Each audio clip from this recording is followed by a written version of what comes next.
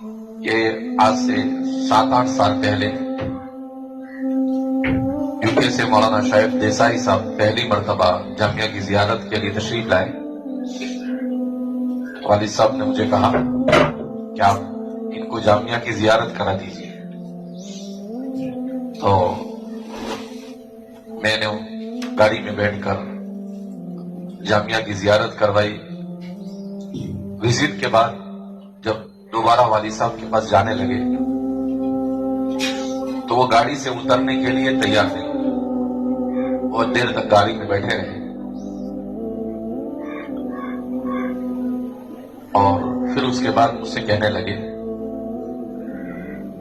کہ بھائی یہ سب کیا ہے؟ اتنا بڑا کام اور اتنا عظیم کارنامہ کیا ایک انسان انجام دے سکتا ہے؟ میری زبان سے برجستہ نکلا کہ یہ آپ کے اخلاص کی برکت ہے.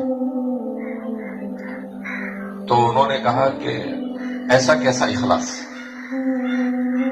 میں نے کہا اکابرین کی دعائیں. کہا ایسی کیسی دعائیں؟